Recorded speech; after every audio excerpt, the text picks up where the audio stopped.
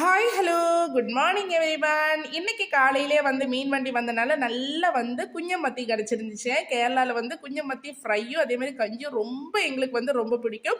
So அதனால இன்னைக்கு மத்தியானம் வந்து மோர் குழம்பு மோர் எல்லாமே இருந்தாலும் எல்லாத்துக்குமே கஞ்சி அதே மாதிரி சூப்பரான மத்தி பொரிச்சு சாப்பிடணும்னு ரொம்ப ஆசையாக இருந்துச்சு. இன்னைக்கு மத்தியானம் அதுதான் வைக்க போகிறோம்.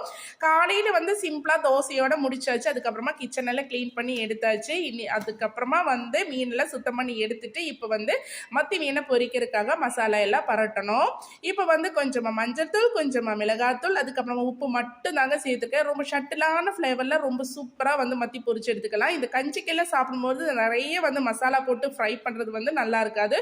ஸோ அதனால சிம்பிளான மசாலா எல்லாம் தேய்ச்சிட்டு இப்போ வந்து பாக்ஸில் எடுத்து வச்சுட்ருக்கேன். ஒரு அரை மணி நேரம் டு 1 மணி நேரம் நல்லா ஊறட்டும்.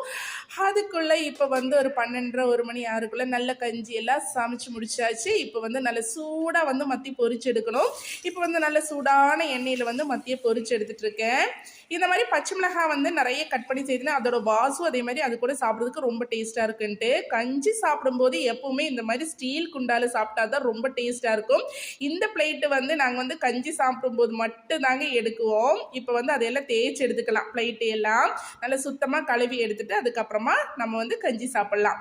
இப்போ வந்து பசங்களுக்கு எல்லாமே ஸ்கூல் வெக்கேஷன்னால இன்னைக்கு வந்து எல்லாரும் சேர்ந்து தான் கிச்சனுக்குள்ளே நிற்கிறோம். அது ஒரு சந்தோஷம் தானேங்க.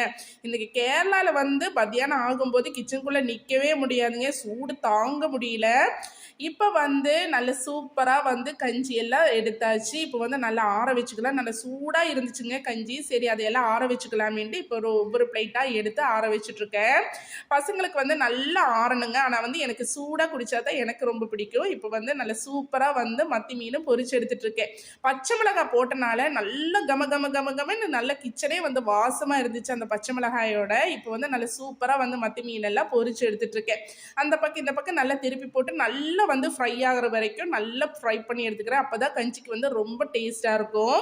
இந்த மாதிரி மத்தி மீன் ஃப்ரையோட நீங்கள் எப்போவாச்சும் சாப்பிட்ருக்கீங்களா? இல்லைன்னா எப்போவாச்சும் ஒரு தடவை நீங்கள் சாப்பிட்டு பாருங்க. அவ்வளோ ஒரு டேஸ்ட்டாக இருக்கும். எங்களுக்கு வந்து எப்பவுமே ஆல் டைம் ஃபேவரேட் தான் இது. அதுக்கப்புறம் நல்லா சுட சுட நல்ல மீனை வந்து பொரிச்சு எடுத்து வச்சாச்சுங்க. மத்தி மீன் வந்து கேரளாவோட ஸ்பெஷலான ஒரு டிஷ்ஷு. நீங்கள் சாப்பிட்ருக்கீங்களா? இது மத்தி மீனை வந்து தமிழ்நாட்டில் வந்து சாலை அப்படி என்னமோ சொல்லுவாங்கன்னு நினைக்கிறேன். ஆனால் இங்கே வந்து மத்தி மீன் தான் நாங்கள் வந்து சொல்லுவோம். இப்போ வந்து நல்ல மத்தி மீனோட நல்ல சுட சுட கஞ்சியோட இன்னைக்கு மத்தியானம் சாப்பிட்டாச்சு. நீங்கள்லாம் என்ன இன்னைக்கு மத்தியானம் சாப்பிட்டீங்கன்னு எனக்கு கமெண்ட்ல சொல்லுங்கள். உங்களுக்கு எல்லாருக்கும் கேரளா ஃபுட்டும் கேரளாவும் என்னோட வீடியோ பிடிச்சிருக்குன்னா கண்டிப்பாக என்னோட சேனலை சப்ஸ்கிரைப் பண்ணி லைக் பண்ணி ஷேர் பண்ணி சப்போர்ட் பண்ணுங்கள். பாய்.